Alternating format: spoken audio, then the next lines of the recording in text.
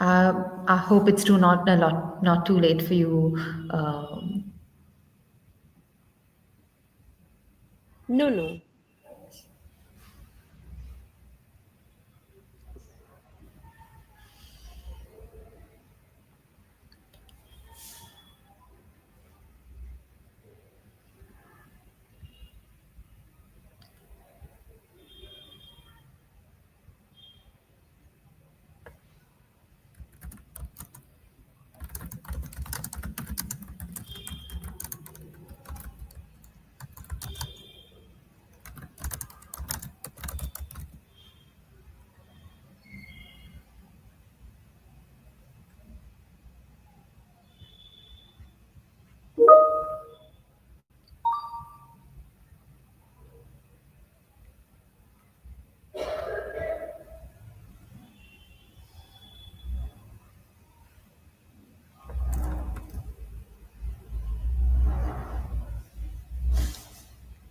Good evening, everyone.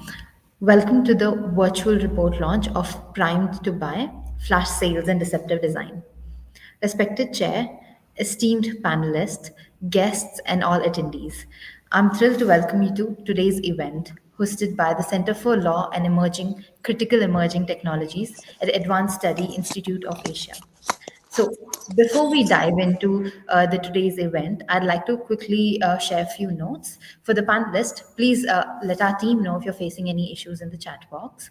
For those joining through YouTube, you can share your questions in the live chat, and our team will bring them up to the panel if there's enough time. And as for the event flow, Ananya and I, as researchers who worked on the report, will explain the findings and which will be followed by the panel discussion. So now to set the tone for this event, let me briefly touch on why we are here. India's digital economy is quickly growing rapidly. Online spending is increasing rapidly, both in volume and in value. However, this growth has a caveat. It also sees rising use of deceptive design that could mislead consumers and impact their welfare. Today, we launched this report to shed light on this issue. This is a pilot research and done under the guidance of Professor Amog Devrai, Director of Research at Asia. There is a lot of opportunity to further explore this, and we hope that this event would help start and further this discussion around the prevailing use of dark patterns on digital platforms. We are fortunate to have an incredible lineup of speakers today. Our chair, Ms. Sandhya Vasudevan, member of board and esteemed fellow at SGT University. Mr. Dharmender Jhamb, partner and Fintech leader from Grant Thornton. Ms. Aishani Rai, manager at Aapti Institute. Ms. Kartika Rajmohan, Associate Policy Counsel, Internet Freedom Foundation. Dr. Rob Van Ejek from Future for Privacy Forum. We welcome you all. Now, moving forward, it is my pleasure, along with Ananya, to officially launch the report, Prime to Buy Flash Sales and Deceptive Design. Raghav, if you could please put up the report. Thank you so much. So, could you go on to the next slide? Thank you. So to set the context, India has 900 million internet users, making it the second highest in the world. In October 2024 alone, there were about 17 billion digital transactions, a surge primarily driven by the government efforts to promote digital payments. And recently, RBI, Reserve Bank of India, in its 2024 report, flagged deceptive design as harmful to consumers. This is critical when we consider that India's digital literacy, as per a 2021 survey, is quite low, ranking just at 73 out of 120 countries. So, with this, let me explain what dark patterns are and how they shape our digital experiences and why this matters. If you could move to the next slide, Raghav. Thank you. So the term dark patterns was coined by a UX designer, Harry Brignall, in 2010. He described a design. as design choices crafted not to help consumers, but to mislead or manipulate them. And this is different from a persuasive or intuitive design, um, because of its intention. If you could move on to the next slide. So, before diving into what exactly dark patterns are, let me first address why they work and why businesses continue to use them. So, right, the answer lies in their ability to exploit our psychological vulnerabilities. So, borrowing from Herbert Simon, who's an economist who conceptualized bounded rationality, and he said that as humans we are bounded by certain constraints while making decisions by capacity, time, and we don't make completely logical decisions. We are not Homo economicus, who's the economic man who make decisions logically. We rely on mental shortcuts and emotions to make decisions.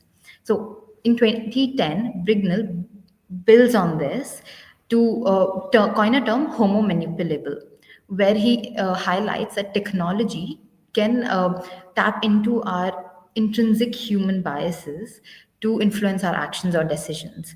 So, and this manipulation becomes clearer when we examine how our spending has evolved over time. So, next slide. And the reason we in this report concentrate on flash sales is because this is the flash sale tells a story of this evolution since early 2000s or 90s, how our spending has or shopping is transformed. Right today, how we shop is completely different. How we spend money is completely different. It's been a curated experience. These are a few of the images that we have collected during our data collections. So, and these are primed with vibrant designs, colors, and psychological triggers that draw us in. So, flash sales aren't just about low prices; they're also about exploiting biases. We'll go further into it. If you could move on to the next slide.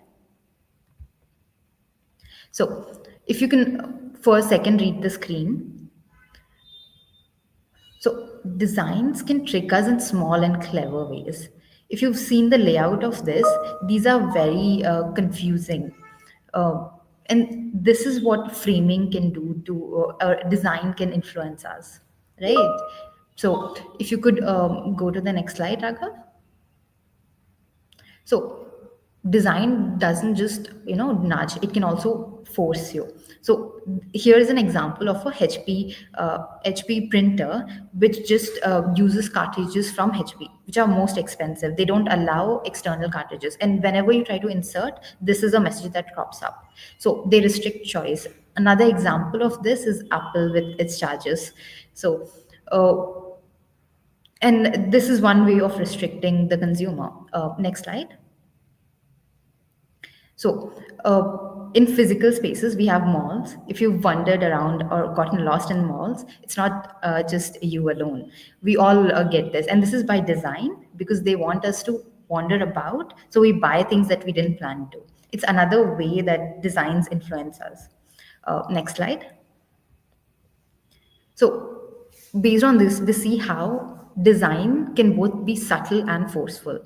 And they work so well because they trigger something in behavior science we call as system one thinking.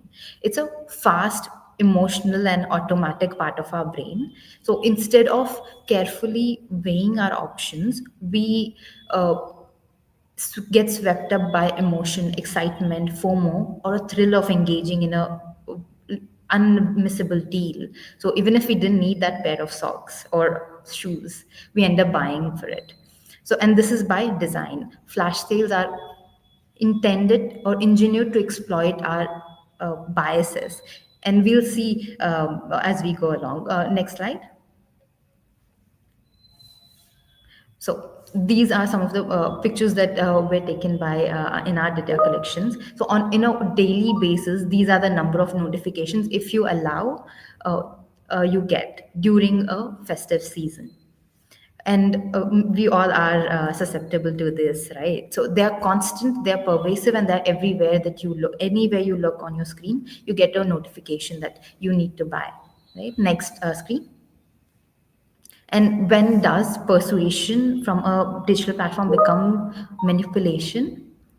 That's when these few factors come into play, right? When there's a bundle of deceptive design at once that's being thrown at you. Second is when cognitively overloading the consumer with a lot of information that they can't process. Third is by using visual and language framing to persistently remind you to spend, right? So, and this is, they're priming you to spend by creating a spending mindset. And this is happening all during before to a flash sale till it ends. And these sort of triggers the emotional framing. Sorry, could you go back? Yeah. These trigger the emotional framing and like FOMO, the urgency, and a lot more that in shortly we'll go understand soon. Uh, and the last but not the least is because these digital platforms know and exploit who are most susceptible to this. They know exactly the kind of people who are most susceptible to these designs or when. Next slide. Ananya, I'll hand it over to you to explain the findings. Yes, thank you. Am I audible? Yeah. Okay. Good evening, everyone. My name is Ananya. I am a research intern in Asia, and I will be walking you through the findings of our research and the methods we use to arrive upon them. The findings reveal that out of the 26 applications investigated, all 26 were observed to have displayed deceptive UX patterns. On average, each application displayed five different deceptive patterns at least. This shows that multiple tactics are often layered to manipulate user behavior. This prevalence also suggests that deceptive practices may be becoming more normalized than ever, or even standard in certain sectors. And as anticipated, the highest prevalence of dark patterns were found in e commerce and quick commerce. E commerce giants like Amazon reported that during the recent Great Indian Festival sale, it had witnessed a surge of 1.4 billion customer visits, indicating extensive user activity. Amongst Apple and Android users, it was discovered that Apple users paid 12% more than their Android counterparts. Uh, Flash sales inflate savings by over 100%, but the actual discounts were just about 6% on average. This observation highlights a common deceptive pattern in UX, specifically related to price manipulation. This inflated perceived value refers to the advertised savings. Example, you would have noticed 70% off, 100% off. It is used to exaggerate to make the deals appear more attractive than it actually is. These inflated numbers play on psychological biases such as anchoring and loss aversion. Anchoring is where users focus on the high discount percentage, and loss aversion is where users have the fear of missing out on a significant savings. On the whole, this potentially leads to buyer's remorse or a sense of being misled once the purchase is evaluated more critically. On to the next slide. Can you move to the next? Yeah. Okay. Sorry, the previous one. Sorry. Yeah. During flash sales, applications were observed to have featured cluttered and chaotic interfaces, making them overwhelming and challenging for the user to navigate. These designs prioritized grabbing attention over usability, which can overwhelm users, making navigation and informed decision making complex. False urgency was observed to be exploited using tactics like countdown timers, pressurizing users to act quickly.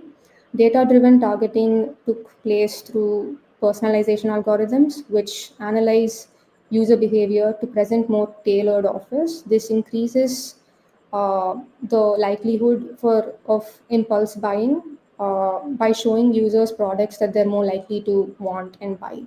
In a nutshell, strategic patterns were observed to have been designed to dominate attention, subtly guiding users towards decisions that align rather with the business goals than the user's intent. In concern to regulation, regulatory frameworks often overlook these psychological strategies because they primarily focus on overtly deceptive practices such as false advertising. Tactics like urgency, scarcity, cognitive overload, they exploit behavioral biases in a way that are difficult to quantify and classify as outright violations. So this allows companies to operate in a gray area outside the scope of traditional consumer protection laws. Uh, Next slide. Yeah. I will now take you over a quick glance over a few types of deceptive UX patterns, starting with scarcity and urgency. Statements like uh, only two left in stock, 50 people viewing now, are often exaggerated or entirely fabricated, exploiting something called scarcity bias. This makes users believe they must act immediately or they're missing out. So, this leads to impulsive buying. Then you have urgency. Urgency pressures users into immediate action by presenting time sensitive offers like countdown timers, flash sale ends in 1 hour, and so on. And this exploits the fear of missing out and creates decision fatigue. Now, what makes them different from one another is the psychological triggers behind these patterns. Scarcity manipulates users by emphasizing on availability of stock and limits, and urgency manipulates by emphasizing time limits. In other words, scarcity makes users fear losing an item, and urgency makes them fear losing the opportunity to act. Moving on to obstruction and sneaking. Uh, Obstruction involves making certain actions like canceling subscriptions quite complex, and this can frustrate the user. And information hiding would conceal critical details. So, this would leave the user unaware of their full implications of their choices. An example of this would be uh, the additional costs that you can only view during the checkout process of while you're shopping for a product. Next slide. Yes, so interface interference. This pattern misleads, it can be quite misleading, and it can use cluttered interfaces as mentioned earlier. And overall, it can overwhelm the users, making decision making difficult. Forced action compels users to complete certain steps, such as signing up or enabling features as a prerequisite. And this tactic removes the element of choice, pressurizing users into decisions that they otherwise would not make. Then you have asymmetric choice. Asymmetric choice presents options in a very biased way, such as pre selecting the options for the user. This is more of a profitable choice for the business. Other examples would be shaming the user if they don't select the options that are desired for the business. Um, yeah, beyond this existing framework, we identified and explored two additional UX deceptive patterns. We included gamification and personalization as additional deceptive UX patterns because they leverage advanced psychological and data driven strategies to subtly nudge influence user behavior. uh, Gamification, while gamification itself is not a deceptive pattern, dark UX can use elements of gamification that incorporate game like elements such as points, badges, progressive bars, etc., to encourage repeated user behavior. Progressive bars, for instance, they can create a sense of accomplishment and compel users to continue interacting to complete the task, even if the rewards offered are minimal or disproportionate to the effort that the user had initially intended. Personalization, again, not a deceptive pattern on its own. Its data driven insights can be used to tailor offers, discounts, content, often making them feel more relevant and persuasive to the user. Next slide, please. Yes, it was observed that there was platform-wise price discrimination, where Apple users were observed to be paying 12% more than their Android counterparts.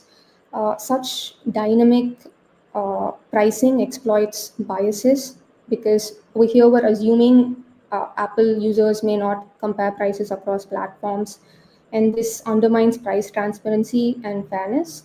As for advertised discounts were observed to have been exaggerated by 111.34%, creating a false perception of significant savings. For instance, a product may claim to be 50% off when the actual discount is far smaller than that. This manipulates users into thinking they're getting a better deal than they actually are. So, such practices breach ethical UX design by prioritizing business gains at the cost of fairness, trust, and ethical user experience. Next Anya, slide, I'm please. sorry to interrupt. Could you wrap it up Yeah, in 30 seconds? Thank you. yeah. Next slide, please. Yeah, how we did it. I will now walk you through an overview of the methodology. We analyzed 26 applications by navigating them with a user-focused perspective. Particular emphasis we placed it on critical features in screens such as landing screens, product pages, payments, and checkout processes. Screenshots were, we collected them systematically and organized them to facilitate our interpretation and analysis. To organize the raw data, we employed a matrix development framework. We did this using spreadsheets to structure and manage the information effectively. This approach really helped us streamline the data collection process and laid a foundation for our analysis. Using established taxonomy frameworks, we categorized the 135 identified patterns into more broader categories. This ensured consistency across our analysis and simplified our interpretation by aligning with existing frameworks.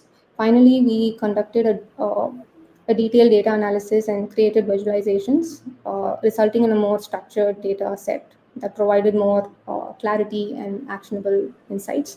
I would like to conclude with our limitations. Obviously, this study had some limitations. Ananya, I'm sorry, so sorry, but Yeah. as the time's up, we could skip it over for now. Let me just wrap it up. Could you go to the next slide, Raghav? So there are only 4 countries currently which have guidelines against deceptive pattern right now, which is Korea, India, US, and Europe. And a few countries have had cases dealing with it. Korea, for example, has not had. So there are many details regarding this in the report. As I glide through the report, next slide. I will cover what is not, how it's not regulated, what gaps that we found. One was the targeted manipulation that platform did because they have a lot of personal data, which through by connecting they can actually tell who is more susceptible and when. And the opaque algorithms that they use for the search engines, which shape the pricing, which we found is quite uneven across products and locations. And overlooked third would be the long term impact of how our spending habits would evolve if we uh, uh, keep being susceptible to such deceptive patterns. Um, Thank you. And to understand this implication better and discuss possible solutions or way further, we now move on to our panel discussion. Moderating this session is our respected board of member, Ms. Sandhya ma'am. I hand it over to you now. Thank you so much, Farheen. Good evening to everyone. A good, a really interesting session. When Farheen and the team shared their findings, I was actually very, very fascinated with the kind of work that was done. I think what would we like from the panel? We want to understand the impact of the dark patterns, especially on consumer behavior and potentially even financial behavior. What will also be interesting is to see how policy is evolving. What are the gaps, and what are possibly some other things that we should be considering in the framework, even if we have something in place. And lastly, what kind of collaboration can we look at, whether it's in terms of research or partnerships to evolve ethical design practices? Um, the way we will structure this is have every one of the panelists speak for about 5 minutes on an associated topic. And then we kind of have a few flowing questions on the three dimensions that have already been touched on, which is, or rather, four dimensions, which is the consumer impact, policy and regulation, what is the industry responsible for, and also the future direction. So keeping this in mind, the I'm just calling out panelists, not in any order except the way it got sent to me. So we will first have Dharmender Jhamb, who's the partner and fintech sector leader from Grand Thornton, Bharat. And what would be really interesting to hear, from him would be what are the challenges in addressing the dark patterns? Because I'll just kind of start with last week. I was at an AI workshop. We had a number of people from different sectors. And when I started talking about dark patterns, none of them seemed surprised. Many of them have seen it in the brick and mortar world. And so it was more kind of taking the same kind of behavior into the digital world. So they didn't, and it was an AI workshop. So you would have thought that some of these would have been filtered as part of the trust principles or the fairness that you look at when you're building out these kind of platforms, but it didn't seem to be there. So in that context, it would be really great to hear what are the challenges. Over to you, Dharmender. Yeah. Hope I'm audible to you all. Yes, very much. Great. First of all, thank you so much from my side to the Asia Institution and for having me here as part of the panel. So I work with Grant Thornton, India, and earlier I was a policy head of the largest fintech of the country. So I understand the challenge as part of the dark pattern. Recently, I conducted a workshop with its secretary, Consumer Affairs, and all leading consumer-facing organizations participated across various sectors. So on the awareness, because the way Indian regulations were formed, there was a core group of all the leading companies came and patterns were identified and shortlisted. 13 patterns were regulated that those should not be adopted by the consumer facing organization. The first problem that is evident, that the patterns have been identified, but there is lack of guidelines or rules that how these patterns should be detected by the companies and should be removed by these companies. Everybody is aware travel tech forums or all ticketing forums are still having all these, as your report is also highlighting that uh, there are dark patterns in all those 26 set of companies that you have studied. So the first problem which I see or I have seen, that the clear definition of dark pattern and how these should be removed from the uh, platform. Government has not laid out rule on implementation level aspect. That's first problem. Second, government itself does not have the way to detect that which all platforms are actually following the dark pattern. So this is a fundamental challenge. They're trying to develop a platform like a crawler based platform which will actually keep on checking online basis that these are the companies which have the dark patterns on, they can issue notices. But the accuracy of the platform or accuracy of the crawler is a challenge. Whether the browsers should have it, all the leading browsers should have those extension to check if there are dark patterns followed in the e-commerce or any consumer facing organizations. So A, lack of awareness. B, the implementation checks. Government does not have implementation check mechanism already in place. Neither these organizations have. And I give an example. We did an audit of a large consumer facing firm on the dark patterns, and the product team, compliance teams are not aware about these patterns, and there is very much lack of awareness. And how, because the consumer acquisition team, which is responsible for giving directions to the user interface design team, they're not aware that these such things are wrong. These are not to be implemented, and these are outside the fair practice of customer acquisition. So that fine boundary between customer acquisition to the particularly the dark pattern, there is no clear understanding between the product team, the compliance team of the even of the largest of the largest. uh, this regulation of government has brought in some level of awareness. We are doing awareness, and so that is the second aspect, that I would see the lack of awareness among the product teams. So and the fourth aspect, or the third aspect, which is that government should lay down the matrix driven rules, that if you're following these dark patterns. I give an example, like in cyber security, government has identified that these are the auditor, these are the institution which will audit uh, the the cybersecurity related threats and risks, and certify you as your certified organization to work. Like RBA has audit body or cybersecurity certified body, like certain India has. But for dark pattern certification, that your platform is dark pattern free, or there is no audit, there is no review mechanism, there is no audit mechanism which is available. So if there is nothing, so nobody is adopting anything. That was one of the discussion in the round table with the secretary which was emerged.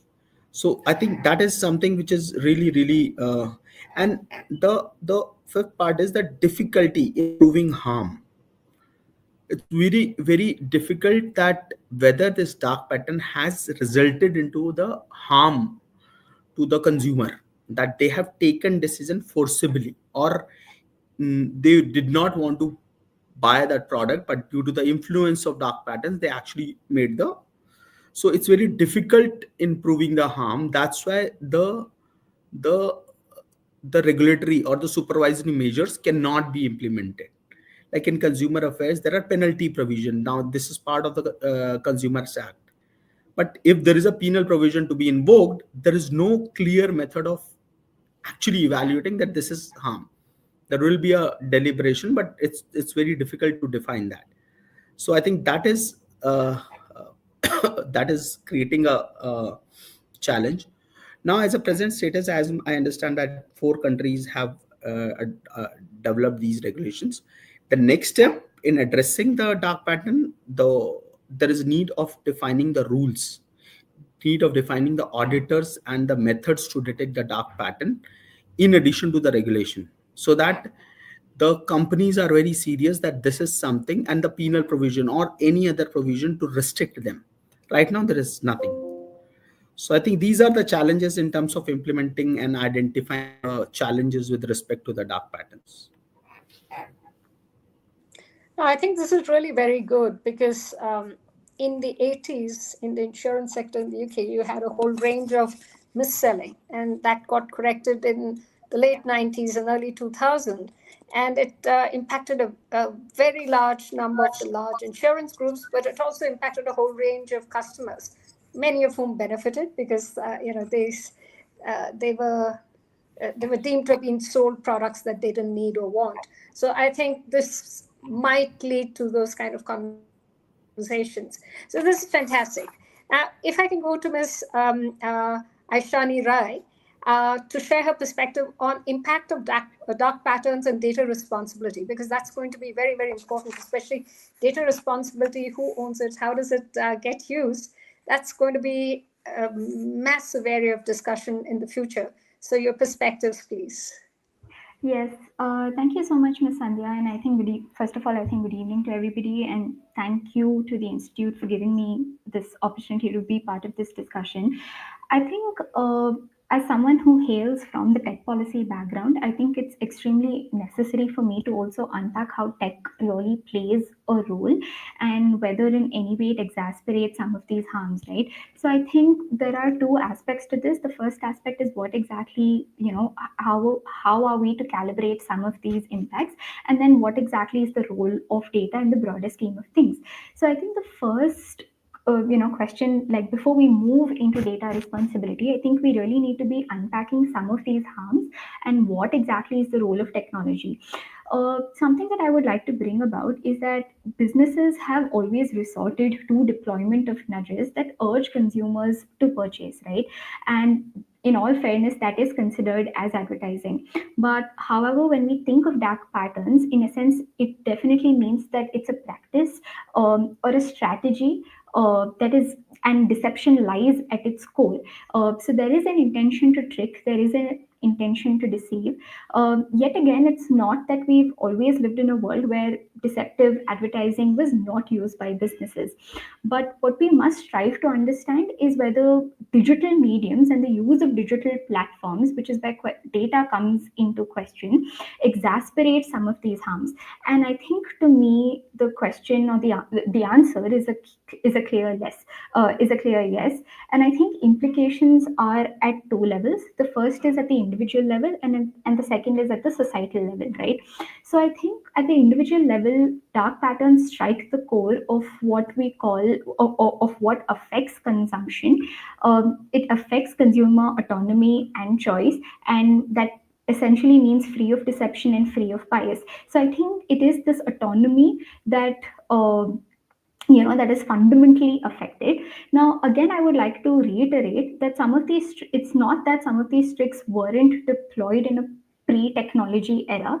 It's just that these harms are more exasperated in when tech comes into play, right? So what I would like to highlight is how dark patterns are slow and persistent efforts, making it extremely difficult to distinguish between real advertising and what we can call as alternate reality, right? So it is fueled by data scraping of digital footprints, and this enables micro targeting, something which is not possible in traditional advertising. So this is where data essentially comes into picture. So most importantly to me, the fundamental issue in the online world is that consumers, because of this micro targeting, they cannot even reasonably defend themselves against what we call as persuasion attacks, because they don't even know that they're being targeted in the very first place, right? And this is what puts the consumer in a more vulnerable and susceptible position than the seller. And all of this is enabled because of the data that is in the hands of these companies.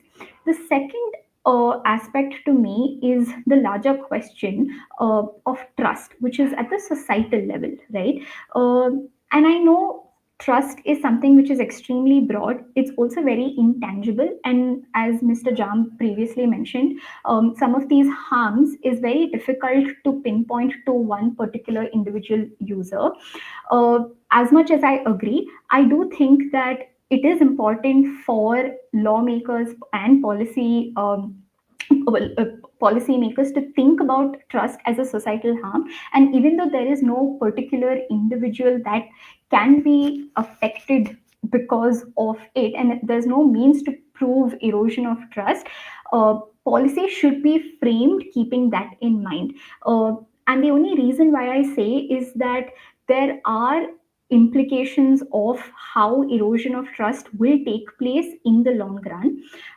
For instance, when platforms are flooded by such techniques and deceptive patterns, it does lead to an overall decreased trust and confusion for consumers. And when this essentially happens, people lose faith in business transactions and advertisements. And this has grave implications on digital trust and digital products, right? And if we were to then go back and understand what really enables dark patterns, I think, again, access to consumer data becomes one of the main reasons that helps businesses to deploy such tactics.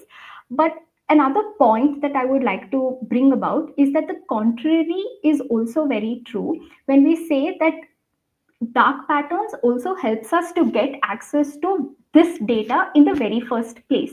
And I can give you an example. For instance, globally we do have laws that necessitate consent to be obtained, and more often than not we do see businesses indulging in practices deploying dark patterns to evade some of these consent protocols, right? So it works both ways, wherein you deploy dark patterns to obtain to evade consent protocols and obtain data. And once you obtain data, you micro target and fuel more dark patterns into the digital ecosystem. So I think this is the role that I see data playing in the larger ecosystem, and it just leaves consumers more confused about, in the very beginning, like what consent, what have they even given, what have they given their consent to in the very first place, and secondly, having further implications on their decision, on their pricing, on decision making relating to purchase. Uh, yeah, so I would like to stop over there and pass it on back to you. No, thank you. This has been really interesting because I think there are lots of follow-on questions which will come back after we get everyone's perspective the first time round. Because the micro-targeting is, it's I think one of the most scary things. I was listening to a mental health AI, not an AI, it's a mental health platform which supports psychiatrists and psychologists to kind of make sure, using VR.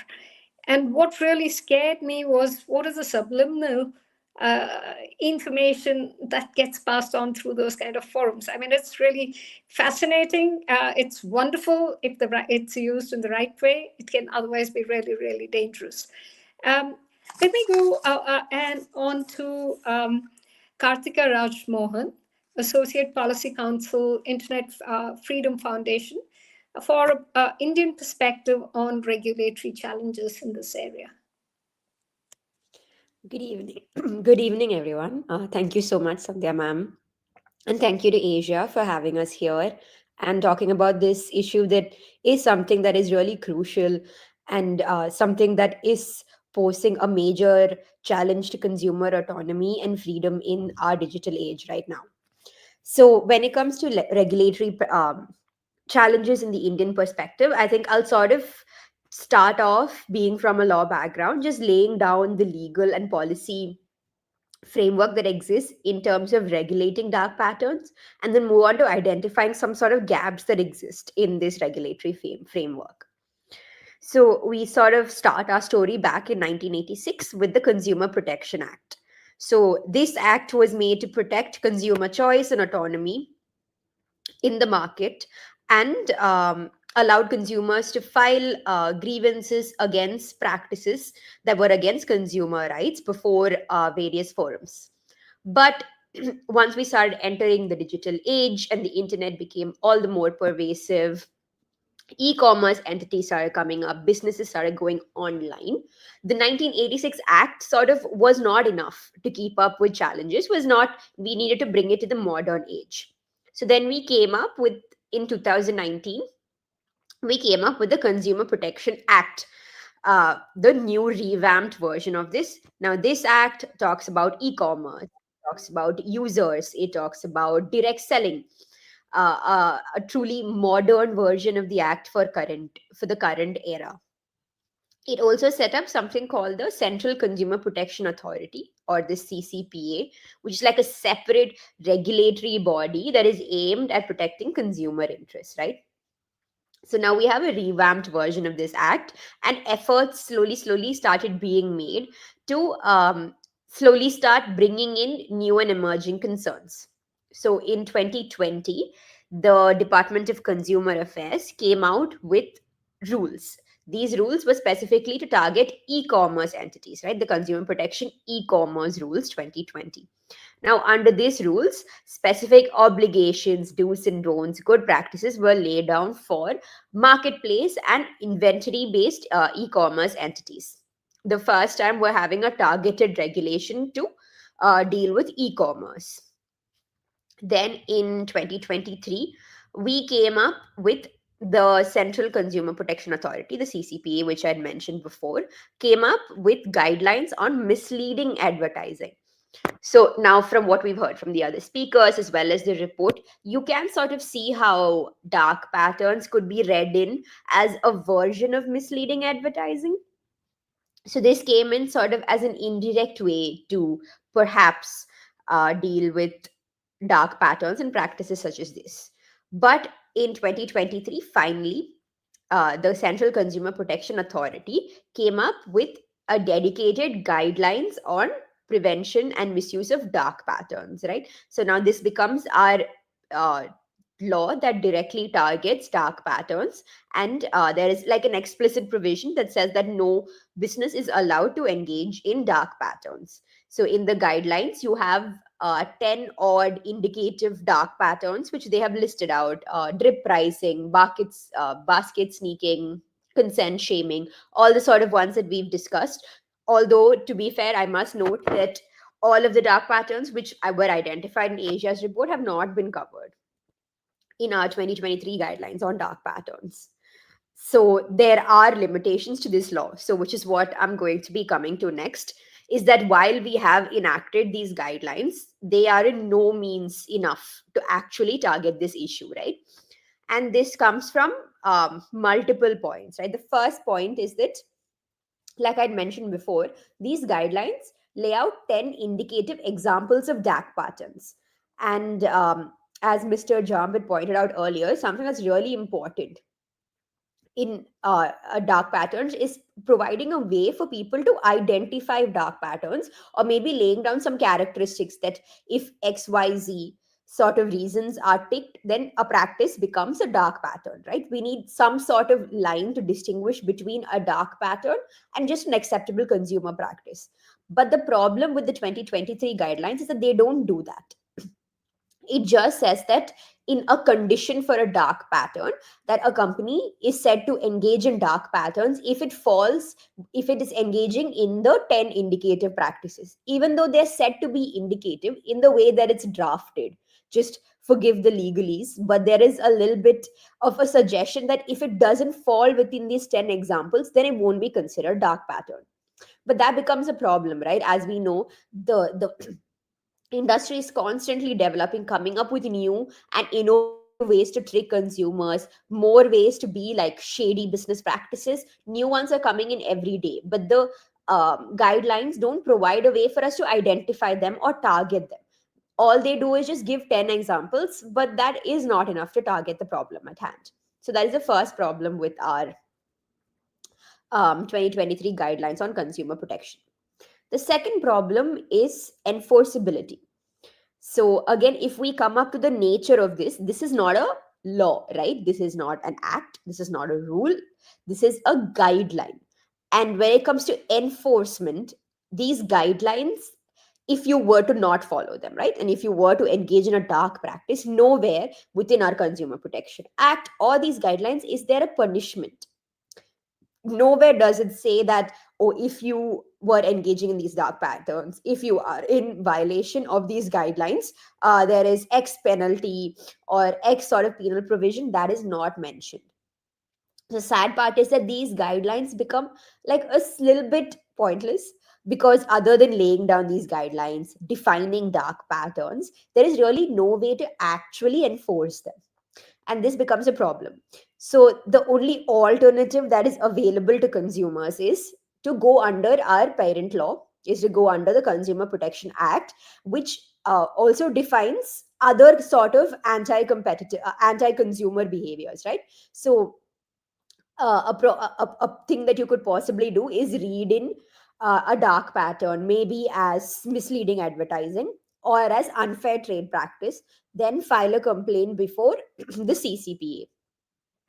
And then perhaps that becomes a way to get redressal, right? That is one challenge with enforceability. So there are no penal provisions for violation of these guidelines. The other part of this, and this is something the previous speakers also mentioned, is causing harm, right? When you take a case before a forum, when you are trying to establish that some grievance has happened to you, you have to prove that you have been directly targeted and harmed by a result of this business practice.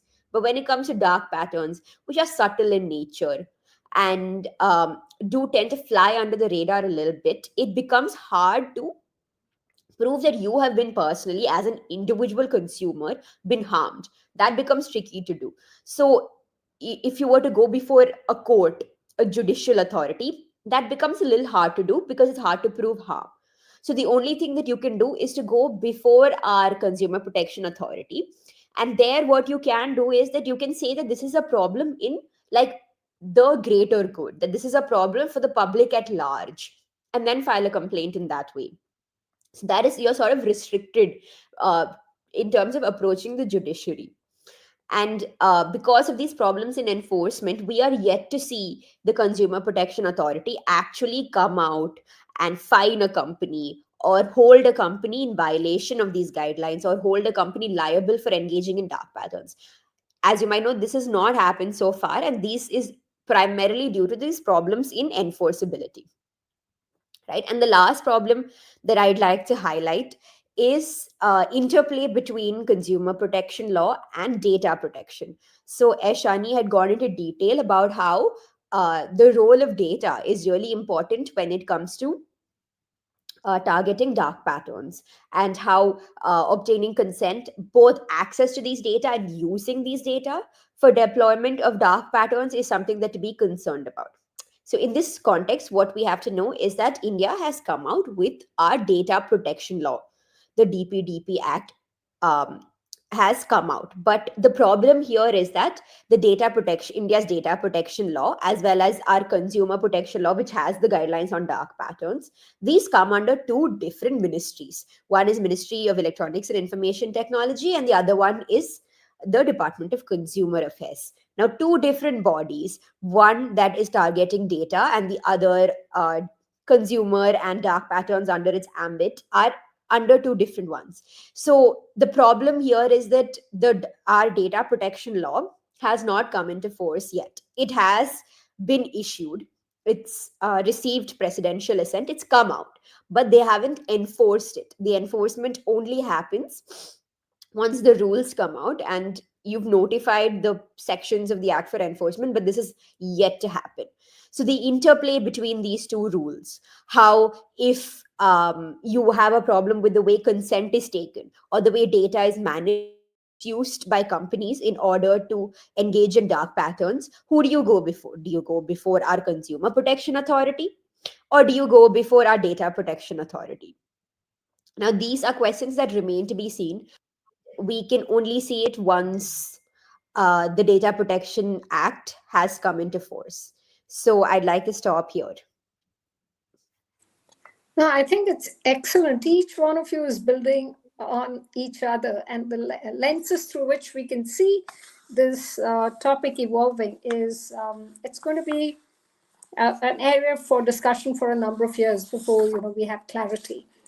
I'd now like to go to Dr. Rob Van Eyck, Executive Director, Future of Privacy Forum, to share his perspectives on consumer rights and privacy implications. Thank you very much. And also, I'm very happy to be here. Thank you for the invitation, but also delighted to be here this evening.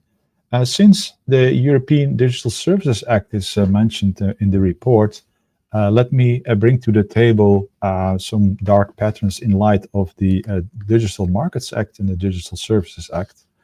And continuing the build-up, I think the policy challenge in Europe at the moment is twofold. Obviously, there is needs to be a more clarification of the rules, but there's also the enforcement aspect that comes in play as well.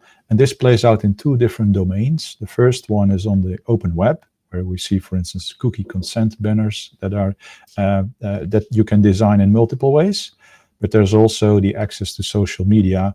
And currently we have the pay and or consent model that's highly being debated and discussed. So to bring this back to these two elements that are already enforced, the Digital Markets Act and the Digital Services Act, the DMA, the Digital Markets Act, restricts the combination of personal data across services, whereas the Digital Services Act mandates, for instance, the transparency of online services and sets some clear rules in the sand. And on those operational implications, I will touch on a little bit later. So to continue with the anti-circumvention measures that are required by the gatekeepers, I'll just read out in context here the article that applies here to basically better understand what the legislator intended to restrict. It's actually in Article 13. So the gatekeepers shall not engage in any behavior that undermines effective compliance with the obligations in some of the articles that are mentioned earlier in this text. And the intent is to establish consistency in use of behavioral techniques or interface design. So it's not a direct prohibition that what we see in the Digital Services Act in terms of designing the basically the clear patterns of that could nudge, but it does help in terms of the consent requirement under the DMA that platform providers have to implement in order not to advantage their own services in relation to other service providers in the market.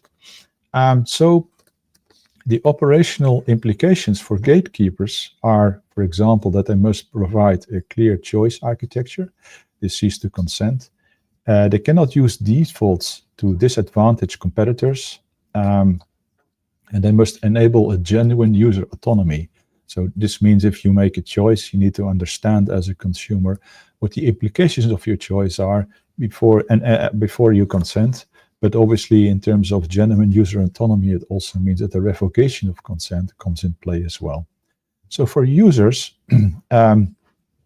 the legislator intended to add additional protection against manipulative defaults.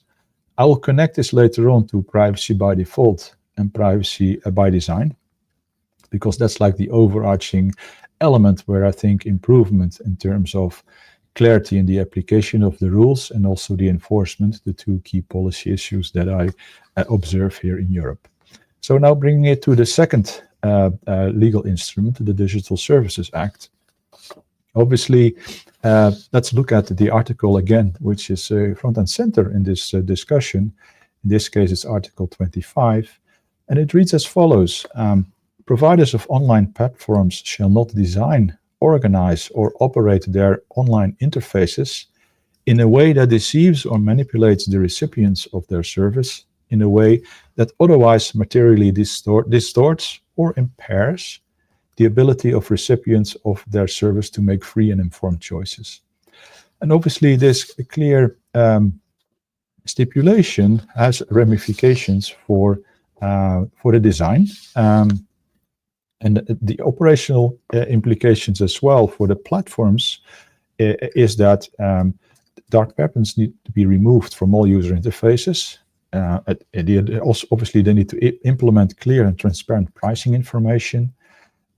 Design for the cancellation process needs to be unambiguous, and they need to avoid manipulative urgency messaging, which we've seen sometimes if you want to book a hotel or buy a new pair of shoes, that there's only a few minutes left, or you are like the last one to be able to make a reservation for a room. This type of manipulative urgency messaging needs to be removed as well. In terms of user control implementation, an easy accessible opt-out mechanism then obviously becomes part of the user design. So this basically relates to three important principles in terms of how to counter the manipulative design in user interfaces. The first one is, of course, transparency. For example, in pricing information, but also on whether you can reject or opt out from certain services. So this means privacy by design and privacy by default is the second principle. And then the third one obviously will be accountability. I mean, if the rules are clear, you can be held accountable, and that obviously you can work on enforcement. So to sum up, I think in the EU we're at an early stage with the two acts that are now in place. Obviously, not everybody in the marketplace is covered by those. It's very clear which actors fall within scope of these two legal instruments. But it is clear in terms of enforcement that the European Commission has a prominent role there. But obviously, when it comes to consent, the criteria for consent stem from our Privacy Act.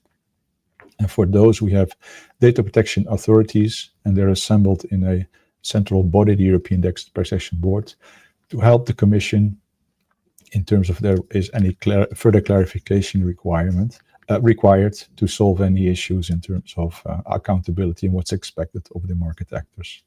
Thank you so far. Yeah, I think this has been really a fascinating discussion. Because I think while they focused on the apps, social platforms, and how business is using it, we are seeing some of these conversations spilling into other areas as well. But staying focused, what do you think is the responsibility of industry in all of this? How can they play a role? Mr. Jhamb, maybe you can take a lead on this and share your perspective. We've got half an hour. So one approach is a quick round on a couple of questions, and then we open it out to the rest of the folks who are listening in. So, Mr. Sure. Jhamb? Sure. From the implementation perspective, because it's on the implementation side, there is a fine boundary between whatever is the dark pattern. So the approach that may be followed by industry is like a self-regulatory approach, like in ASCII, Advertising Standard Council of India. So there are no strict guidelines, but industry has formed a code of conduct. Industry has formed a behavior that the whole industry will follow. Okay. So similar way, if the consumer facing or e-commerce or the travel tech companies come together and form a self-regulatory organization, or government may mandate. If you are aware that Reserve Bank of India recently mandated or recognized FACE as the self-regulatory organization for fintech sector, for all the grievance redressal, code of conduct. Similarly, in the gaming sector, online gaming sector, there is the IT rules 2023 mentions about the gaming SROs recognition. So, and in micro lending, there are already SROs which are working really well, Sadhan. So the self-regulatory organization which acts as a intermediary or between regulator and the industry, where they implement such guidelines or such regulations which are soft in nature, which are difficult to recognize and difficult to implement, or difficult to actually identify the harm. So in such scenario, industry can come together and start as an SRO, which is something which can be done. But if you see Indian digital industry, it is largely unregulated. Like the data protection, there was no law in terms of competition. Digital Competition Act, which came in this year only. So like DMA was for Europe, it was there, but in India there was nothing.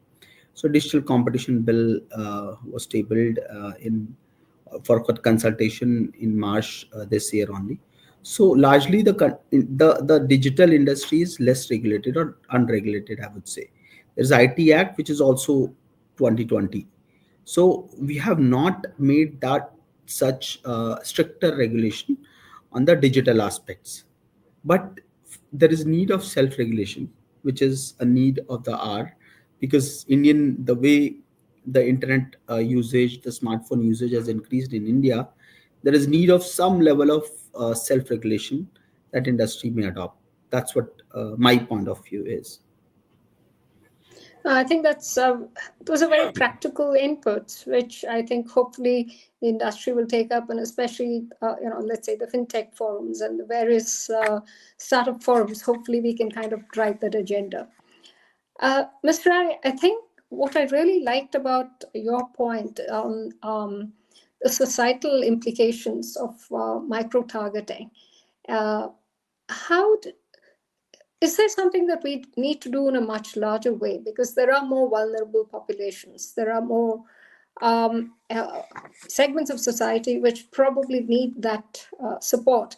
We've seen that in the retail side of the financial sector. A lot of the rules that get formed are to make sure that the um, retail investor who may not be very aware of the sophisticated financial instruments are safeguarded. So, what can we do across the board in this context? Right. So I think my answer to this question, when we're looking at instances of businesses deploying some of these practices, I think there is a certain distinction that we should be making. I think intention over here has a very big role to play, and I don't know if this like directly answers your question, but I think it's important for us to really take a step back and look at the various type of players that exist in this game, right? So you have businesses which are in here and they're very much aware of what they are doing in terms of uh, doing deploying some of these practices and tactics which we call as dark patterns. There is a fundamental correlation that exists between intention and also incentive.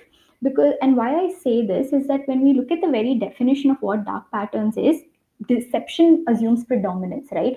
And in a sense, what we mean by deception is that there is malicious intention. So this gives us a hint that the businesses that are deploying these tactics, they do have an intent to really deceive, and in some way or the other they are predatory in nature. So these businesses are very different from the ones that are conducting business in good faith and are not deploying these tactics.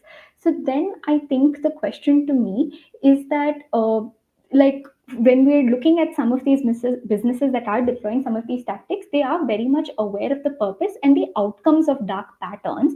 So how do you really then convince them to not deploy some of these measures? And to me, that's a fundamental paradox that exists in this scenario, right? So then I think the only way to look at it, and I know that Mr. Jhamb mentioned about self-regulation, but it's not easy. It's not easy for other businesses that are not deploying some of these practices to come into the picture and then figure out how they should enable trust, because to them fundamentally they do not deploy some of these practices, and then the question comes as to why should they involve themselves in mitigating some of these risks if they are not even in the picture of deploying some of these practices. So then I think the question to me then becomes that of incentive, right? So is there any incentive for non-predatory players to then step in and create some of these systems to increase trust? So I think that's where the role of other organizations, civil society, research organizations comes into picture, to present evidence as to why we need to, if there is any socio-economic benefit of self-regulation in the very first place, and if there is any cost for non-predatory players that they are likely to incur if they do not take immediate actions. Because otherwise personally to me, I don't see apart from regulation for your predatory players, that would definitely act as a deterrence. For non-predatory players, I don't see any reason why they should be coming into the game to then create self-regulatory codes. So unless you present to them the reason and the incentive, I don't see them coming into the picture, and that's my only submission. So all of your solutions in terms of like how you like data responsibility, self-regulation, governance responsibilities, all of that comes into the picture only if you present to them enough evidence, and that has to be translated in socio-economic measures. No, I think what you're saying is very practical, and it is true. Unless I'd actually see an analogy with organic food. What's the incentive for the farmer to move into organic farming unless the demand is there, people are willing to pay that extra price for the produce. So it's that forces a lot of people to move in that direction because the demand drives the action. I'll actually go back to Dr. Ajak. How are you seeing this evolving in Europe? Because in many ways, Europe has taken a lead on some of these rules and regulations quite often ahead of time, whether it was data protection or even taking action against the larger technology players who've been to make sure that they're not taking advantage of the end consumer. How do you see this play out? Because as you said, enforceability is difficult, and privacy has to be a default rather than demanded for or a choice. Because quite often when they ask me whether it's a cookie or consent, I want that service. I want to read that article, so I press yes. And even if I read through and say, "Do you reject the cookies?" Yeah, I reject the cookies. I don't know what happens. Do I get the article or not? So, how do you see that play out in Europe now? Well, it's interesting to observe the effect of enforcement. And obviously, enforcement starts with addressing big players in the market that are very visible. And where I keep an eye on are two aspects. The first one is, how does this play out on the open web?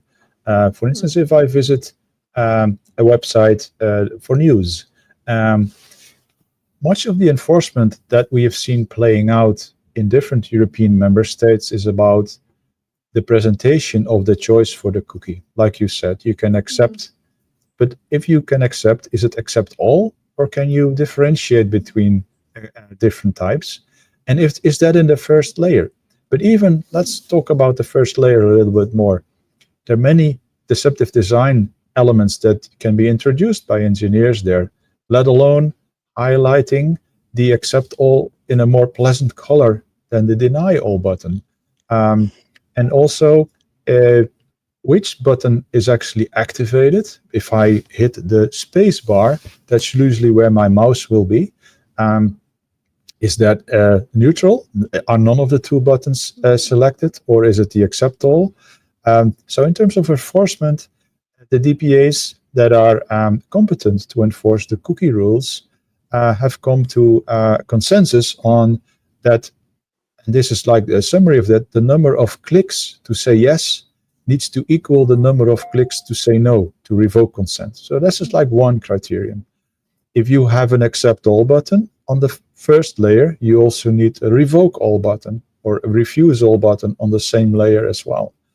If you go more into the details, like in the second layer where you say, okay, no, I want more choice here, then obviously it becomes almost impossible to understand what's happening, because the number of parties that you can then make different choices for, they may be over 1,000. So that's just too much. And also the number of purposes where the data is being collected for is quite a long list as well. And the description, so the information that's provided to the website visitor contains a lot of technical words that you only understand if you're familiar with the advertising technology. So the transparency aspect and the question, do people really understand what's actually happening here, are becoming more and more important. And the DPAs are pushing for simple and easy to understand information then that it's clear. So this is happening on the open web. If we then turn to the Digital Markets Act, for instance, I use social media apps on my phone, for instance, LinkedIn, but also YouTube. What we've seen here is that because of the regulatory attention, these platforms are making changes because it now needs to be clear. It's a clear opt-in. You need to consent, and valid consent has a very high bar in terms of when it becomes lawful. So they have to provide a lot of information, but obviously the limitation is the size of the screen of your phone.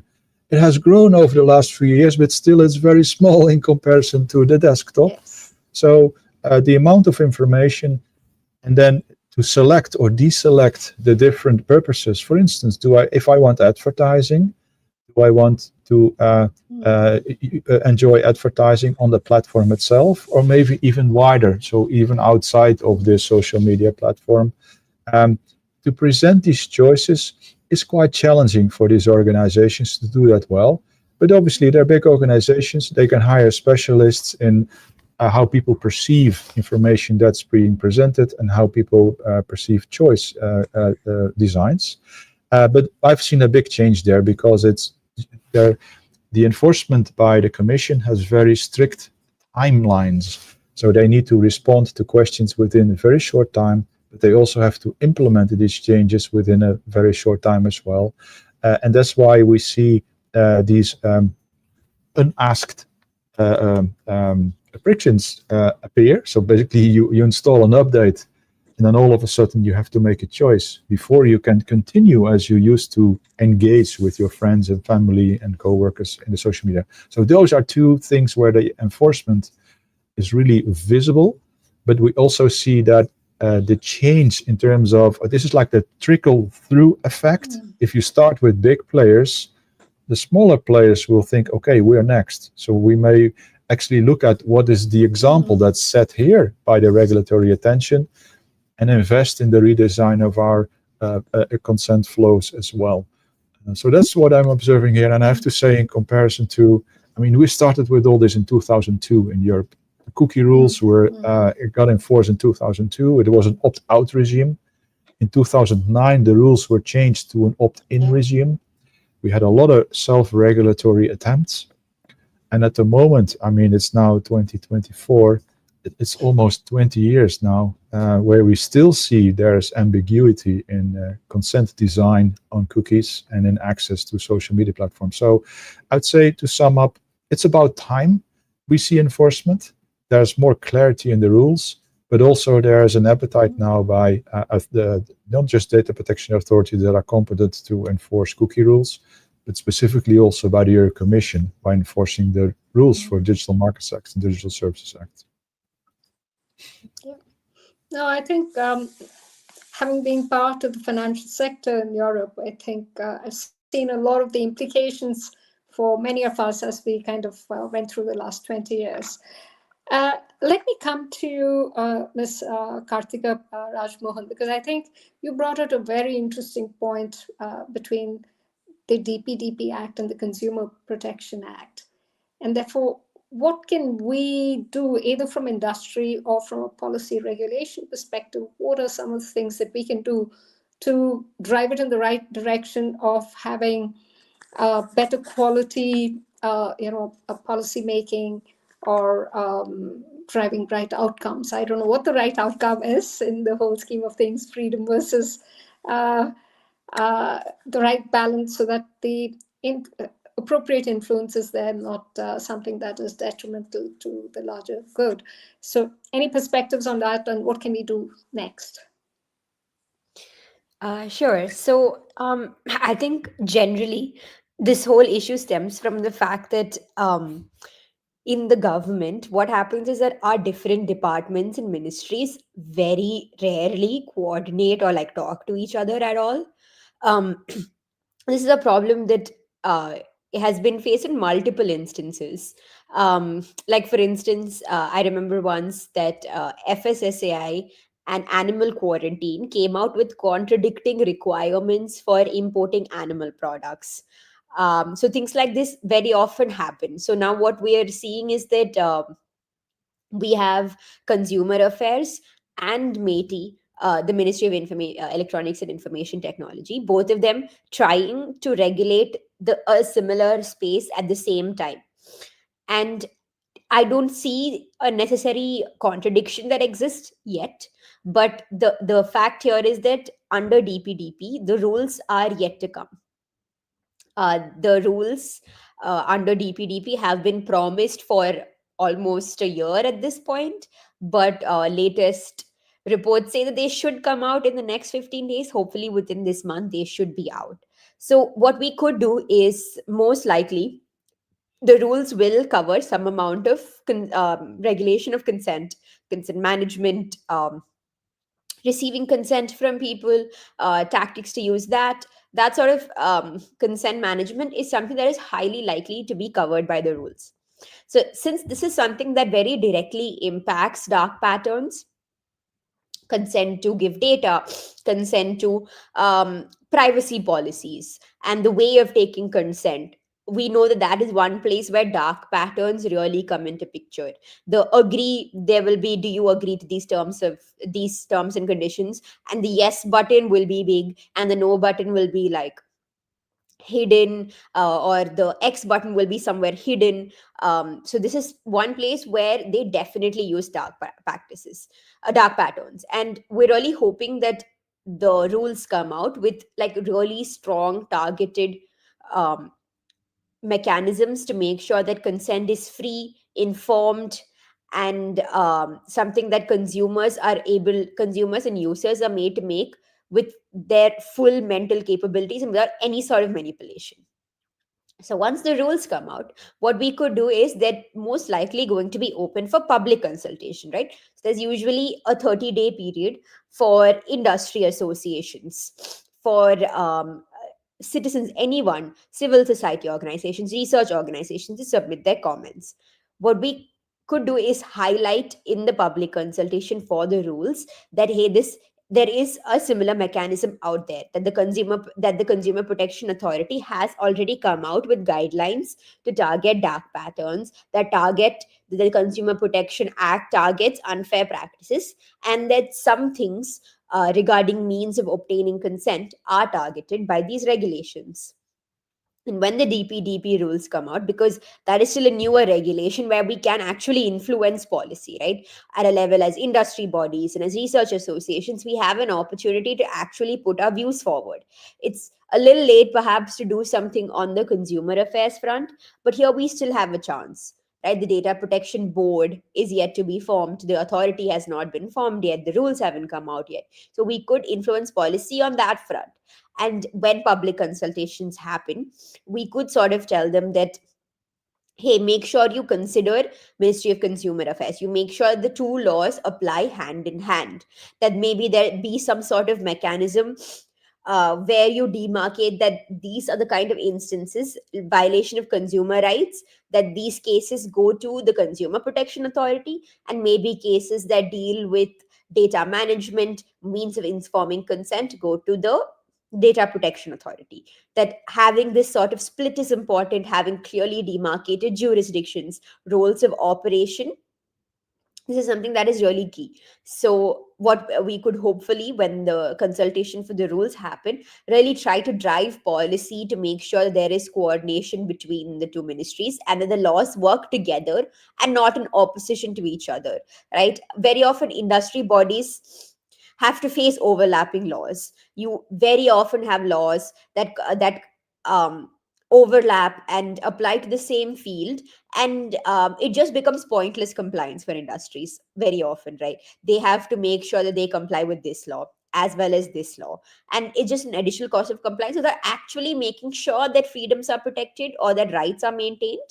So if we could drive policy in that way and hope the laws work together and not just sit on top of each other, that is something that would be great.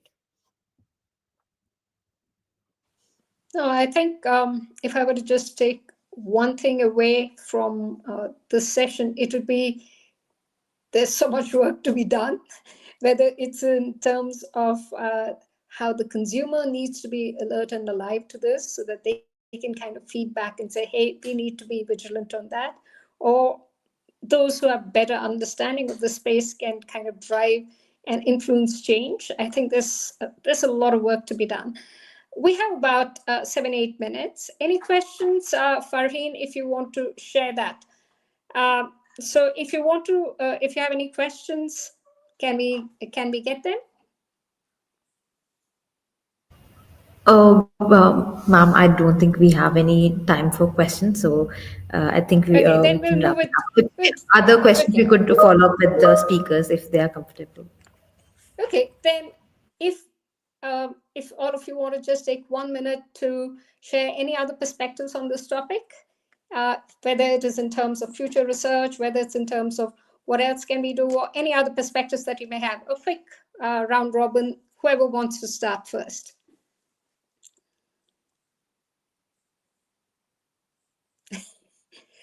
I would I can like go to first. suggest. Oh, okay. No, Uh, sorry, Miss. no issues. You can start. No, please go ahead. Okay. So I'd like to suggest that presently in India, the stage is that the government has raised or circulated the guidelines. It's almost like October last year the guidelines were raised or released, and now it's almost 1 year and few months. Nothing has happened. No implementation side.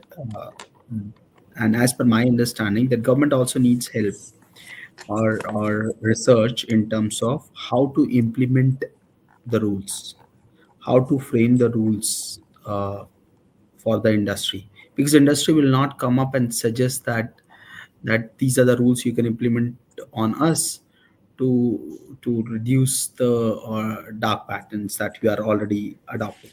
It is not going to happen. So there is need of further research that how these dark patterns should be implemented at ground. What are the platforms to detect? There are platforms which are developed, a few research methodologies which are there to detect dark patterns. Basis the UI UX dark pattern, there are tools which have been developed, repositories of dark patterns which have been developed, and which may be leveraged to identify the dark patterns. So many government is also trying to work with Indian technology institution IITs to develop some tools to identify detection. So I think the industry or the academics may identify the implementation methods that can be adopted by government to oversee or to view and to support industry also, that how they should detect dark patterns using those tools. That's part one. Part two, the audit of the platforms, at least the large consumer facing platforms with maybe registered users more than 1 lakh. So at least large platforms should undergo the audit Yeah. of their platforms by the certified agencies or the auditors which are empaneled by government of India, so that at least the large consumer facing platforms are not I would say are not adopting such practices. At least consumers are made safe.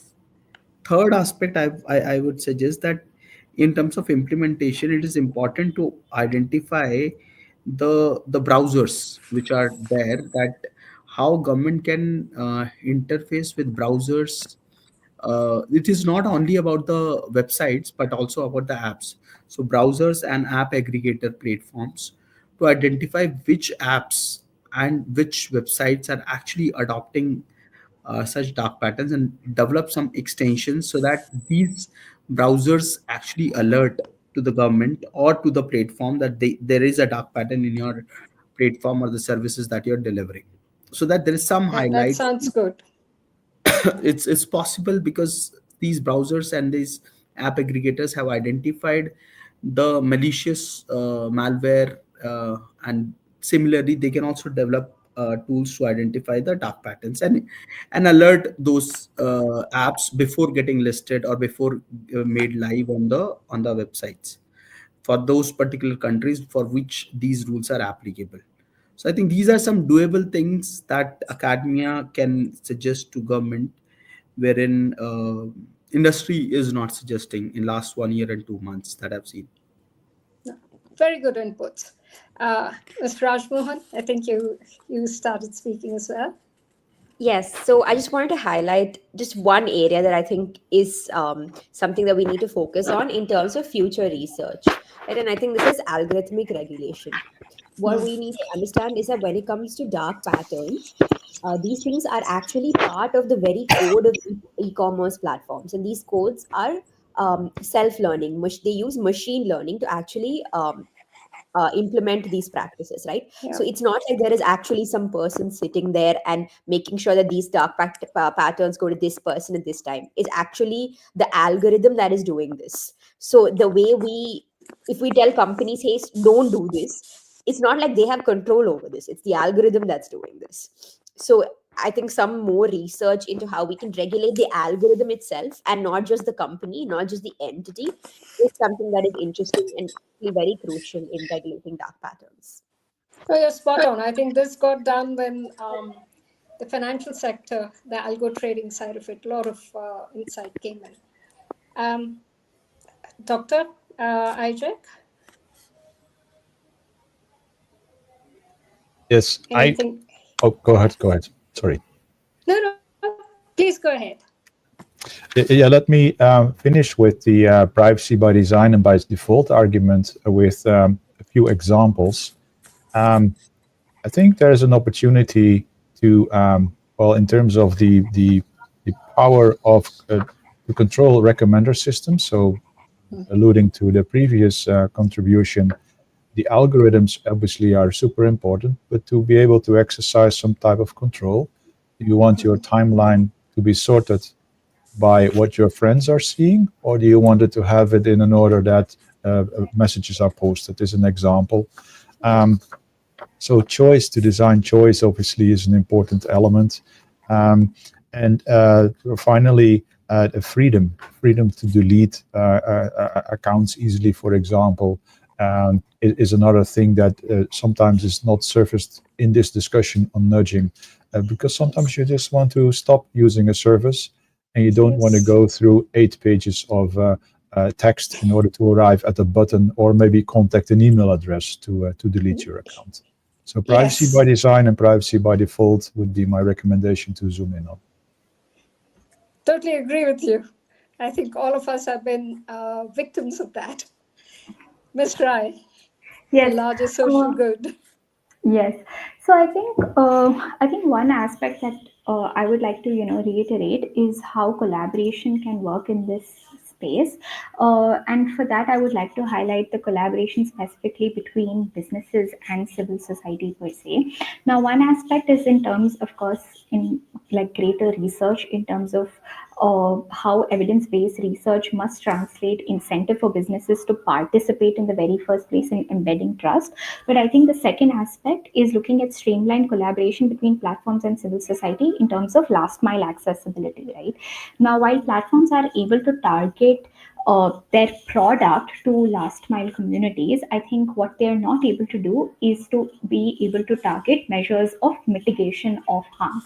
And I think that's where ground up organizations working as field sensors in the remotest of areas are able to do that. So I think there is great merit, and this has happened previously as well, where large big tech platforms in India have collaborated with very many of these ground level organizations just to disseminate mitigation strategies, making them understand what content really is, what is like. This has happened in the information space.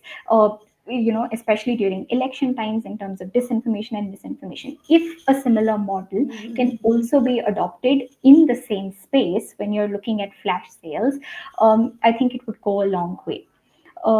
Yes, so that's primarily my intervention. No, thank you. This has been really insightful and brilliant. I know Fareen and team have been making notes. I suspect there'll be next round of conversations pretty soon on this topic. And from my side, I'd like to offer a big thank you. But I'd also like to invite Professor Amok Devrai to share his thanks for this conversation. Good evening to everybody who's joined us from on this today, and good evening to and thank you to the chair for moderating it. I was listening and making notes, something that I very rarely do. So gives me an opportunity to just listen for once and not speak. So thanks a lot for that. We started looking into dark patterns primarily because we wanted to understand what happens when people end up spending more than they can afford. It kind of developed from that. Of course, it has issues around privacy, technology, pervasive consumer spending, but it also has something to do with how information has a very long tail. And sometimes what we are told is not something that is the full picture. Dark patterns, and I think somebody talked about the deep desire of technology and technology companies to sell us stuff that we don't really need by tapping into, our basic desires. This is just a sort of an introductory report that we worked on, and I think there are many ideas on the table. A lot of very smart people are present here. So on behalf of Asia, I would like to invite all of you to collaborate with us in any way, shape, or form that you would like to. We would like to scale this up because I don't think that one organization, one government, or one company has all or any of the answers that we need. But I would also like to flag that sometimes research needs to be communicated in a language to just about everybody who uses technology so that they are able to internalize it and are able to make sense of the chaotic landscape of internet that exists right now. It's one of the things we do in Asia, and I would like to imagine that we do it well, is we try and understand China. And in Europe, China has been doing a very interesting experiment, trying to get the Europeans and Americans to consume like the Chinese do. It's a pervasive model of trying to sell stuff on TikTok, something that has been banned in India. These particular design arrangements and design applications are something that they make their way to just about every platform in the world. That is something that we need to flag, and that is something that we need to work on. So, having said that,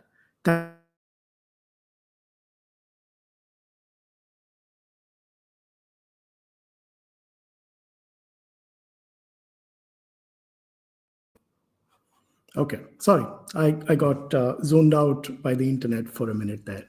So I think all of you would have received a copy of it, and we will work on adding stuff to it.